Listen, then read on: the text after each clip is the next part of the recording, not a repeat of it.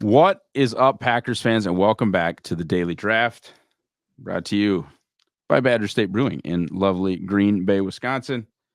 However, it is only noon, so we will not be cracking the brew ski right now, but I encourage all you to visit our good friends over at Badger State. And today, very excited to welcome in Jared Mack from Duck Territory in our 24/7 Sports Network. Jared, man, how are you? We're doing well today. Thank you for having me on. How are you?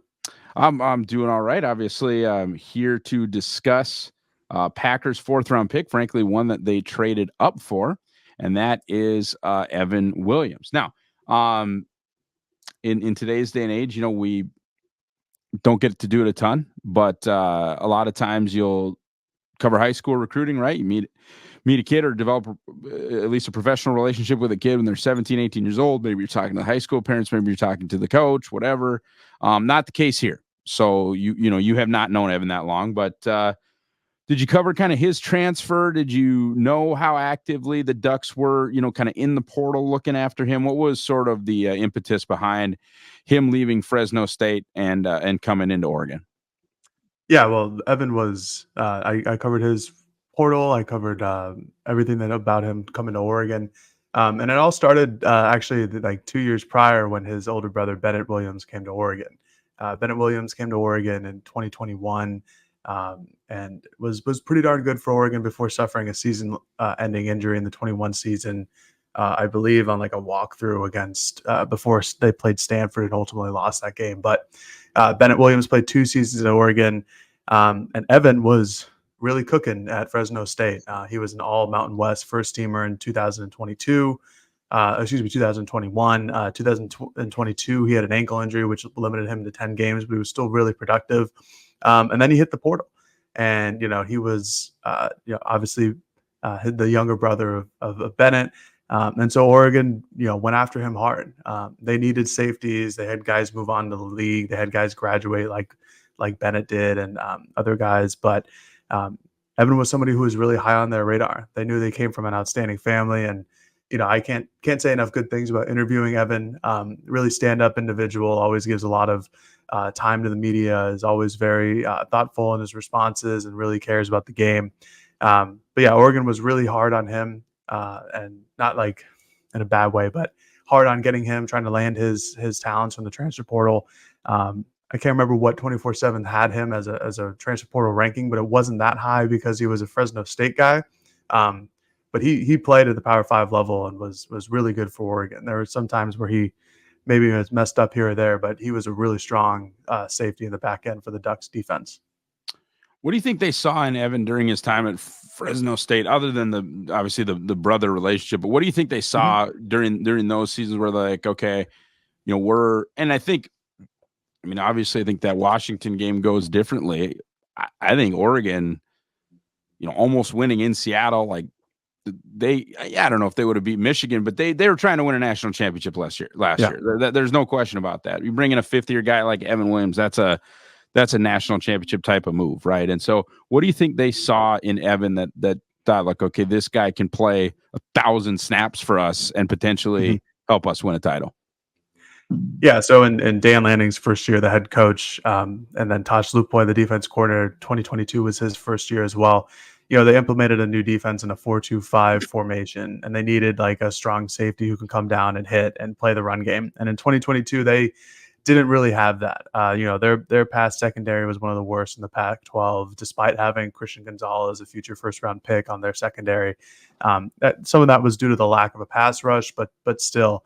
They just didn't have the secondary market to really, cover guys or come downhill. And, that's what Evan Williams did. And I think, he had 90 tackles in his 2021 season at Fresno State in those 13 games, 69 in his 10 games as a senior. Like, he was a really good, strong safety or a box safety, whatever you want to call it, in Oregon's 4-2-5 defense. And what he showed at Fresno State was just his ability to not only defend the pass and drop back into coverage and pick up guys in man or just play zone like a normal safety kind of does, but just coming up to the line of scrimmage. He finished with 4.5 tackles for loss in the 2021 season. I keep referencing that one because that was like his best collegiate season, I would say, just from a statistical standpoint, and when he kind of jumped onto the map or the potential radar of Power Five programs for the portal. But it was a guy who was physical. He's not the biggest guy, not the biggest safety in the world, but he's physical. He can go out and attack guys, attack running backs in the flats. He can go and attack wide receivers in the flats and open field. And, you feel good about his ability to make a sound tackle. So Oregon needed that in their secondary. That was a huge thing during Dan Lanning's first year, was just open field missed tackles. And Evan really did that well at Fresno State. I want to ask you kind of where you see Evan ending up in the league as far as position, right? So in a 4-2-5, and that's kind of the norm in both college and NFL football, right? Base defense is now sub defense, and I think new Green Bay Packers defensive coordinator Jeff Hafley and certainly the general manager have talked about those interior three guys being interchangeable, which I think they are more in college than they are in the pros, where your nickel, your safety, and your free can kind of do all sorts of the same things. Where in college, it's like, well, sometimes we even call those other two guys Raiders, or they're both safeties. West Virginia used to call them the spear position, whatever, it doesn't matter. But those three guys can do kind of all those types of things. Plus, you understand that Evan is at 5'11", 200, is not like enormous for a safety. He's not tiny either, but he's not enormous.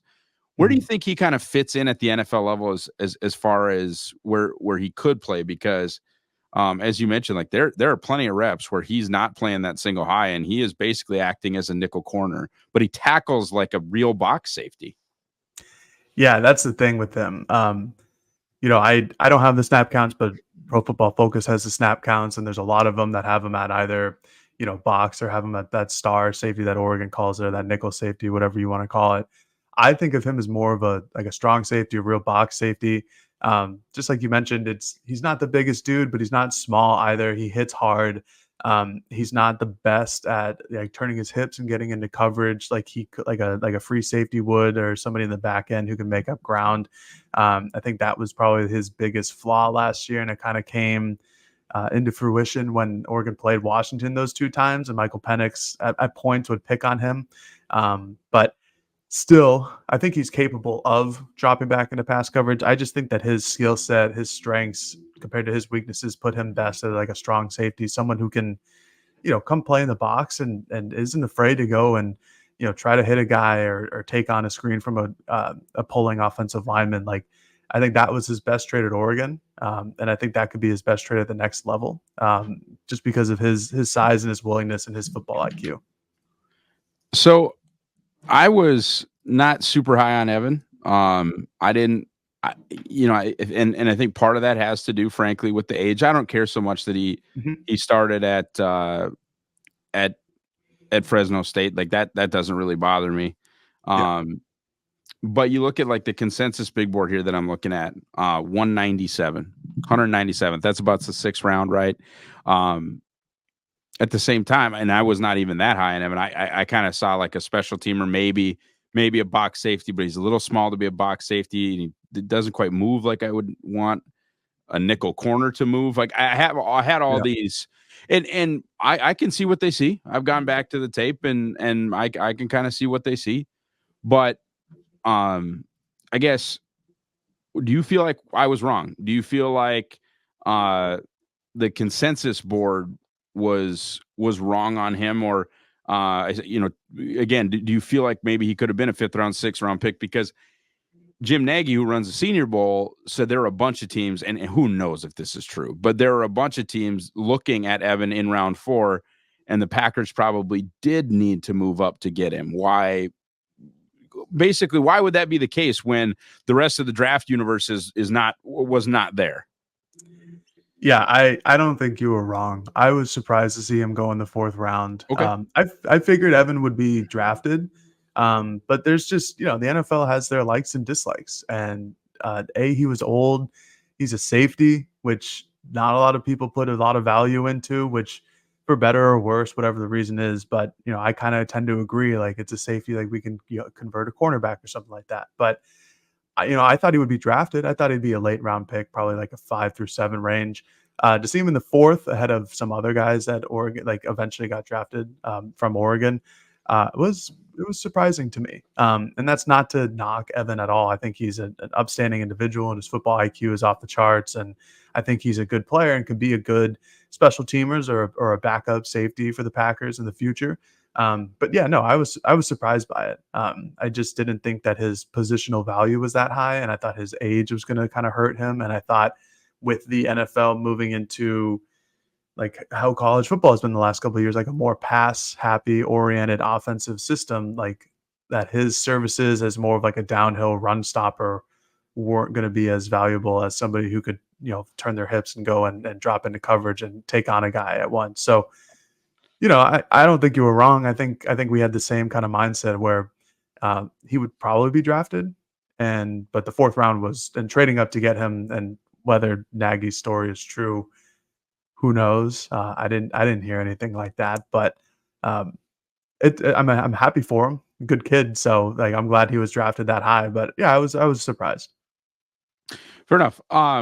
So I don't know if you know who Justice Mosqueda is. He's a big Oregon guy, but on the Packers, um, scene. He basically, I think, runs Acme Packing Company for SB Nation. But massive Oregon supporter, has some tie-ins there. I don't know who the coach was. The coach doesn't really matter. Or maybe it wasn't even a coach. The word that was used was staffer. But he just sent a screenshot, obviously not giving up his source. But somebody from Oregon texted Justice and said, "Hey, congrats, you just got the best player on our defense." Hmm. Why do you think that came from someone at Oregon? Why do you feel like that? I mean, obviously everybody knows Brandon.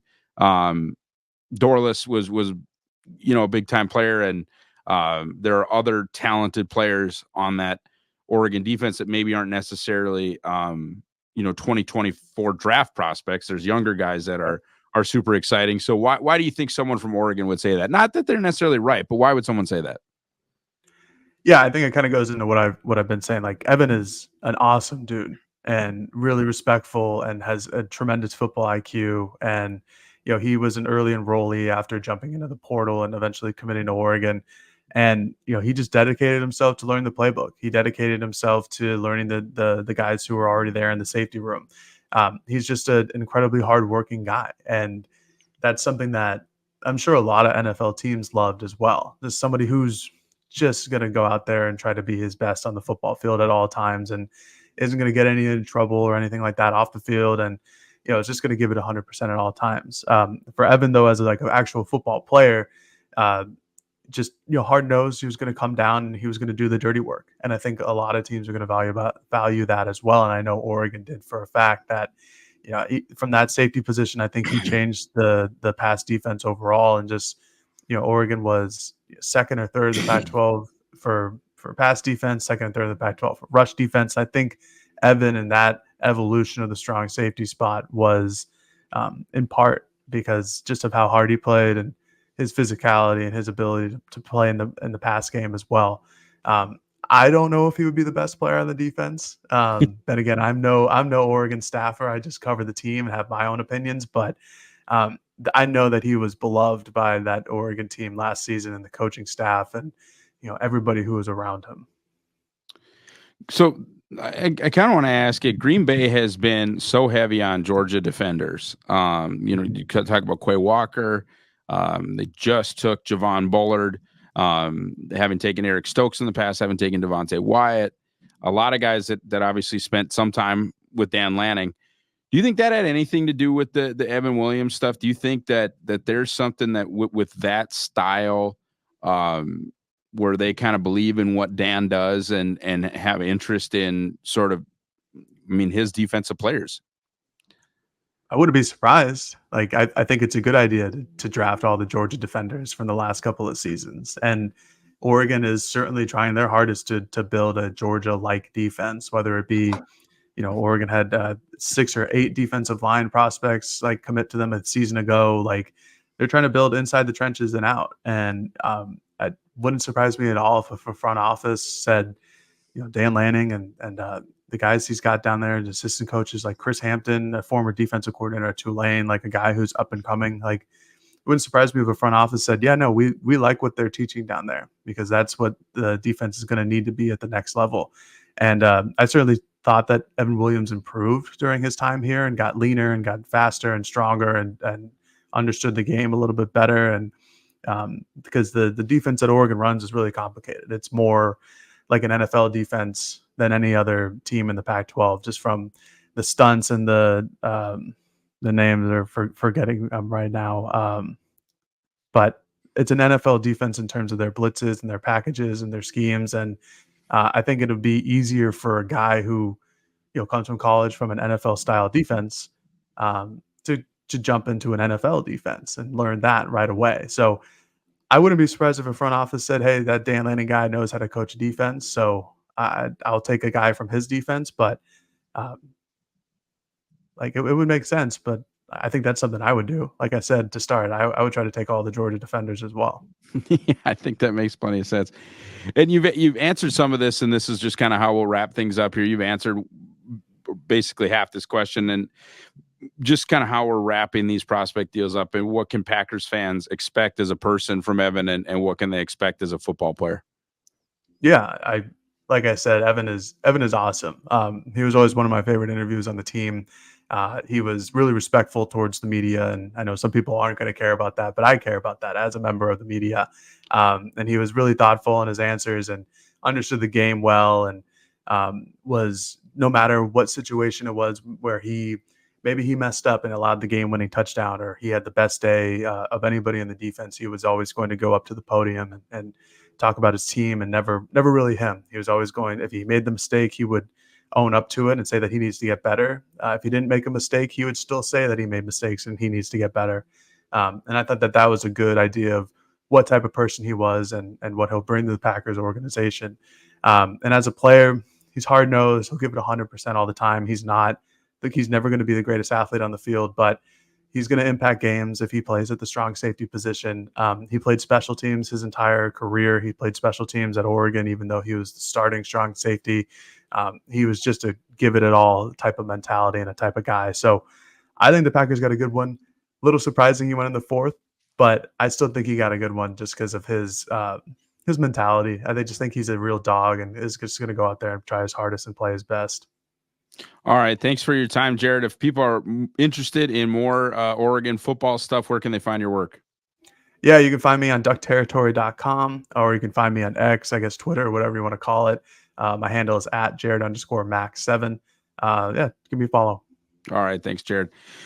Folks, thank you so much for watching or listening. If you are on the podcast side, give me a follow or check me out over at Twitter. I'm at Ross Uglem. Give us a look over at Packer Report.